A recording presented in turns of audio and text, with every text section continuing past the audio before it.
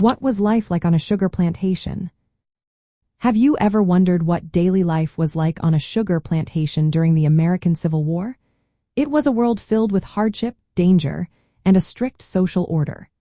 Sugar plantations were large farms focused on growing and processing sugarcane, which was a labor-intensive crop.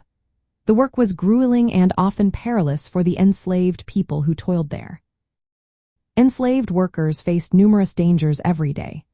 They used sharp cane knives to cut sugarcane, which could easily cause cuts and injuries. In the processing mills, heavy machinery crushed the cane, and accidents were common. Workers also dealt with boiling sugar juice, which could lead to severe burns. The boilers used in processing posed risks of explosions, contributing to high mortality rates among the enslaved population. Many of these workers had a life expectancy of only about 10 to 12 years due to the harsh conditions they endured.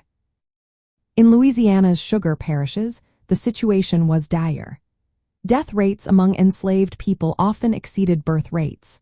This was partly due to the overwork of enslaved women, who were also vulnerable to diseases.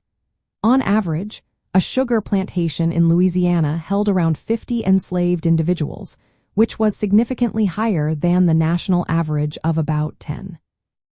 This concentration of enslaved labor created a wealthy class of plantation owners known as sugar barons, who controlled vast land and resources.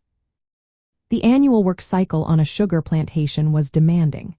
The most intense period occurred during the harvest season in late summer and autumn.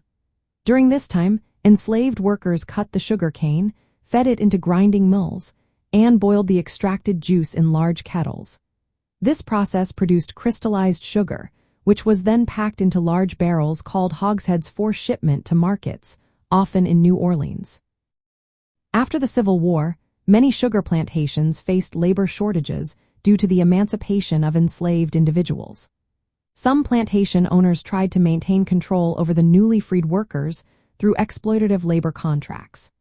These contracts often trapped African Americans in cycles of debt and low wages, replacing slavery with a form of coercive labor that still involved difficult and dangerous conditions.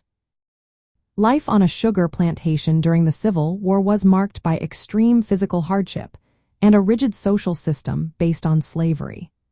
The economic importance of sugar made these plantations centers of wealth and exploitation, with enslaved people bearing the heaviest burdens of this labor-intensive industry.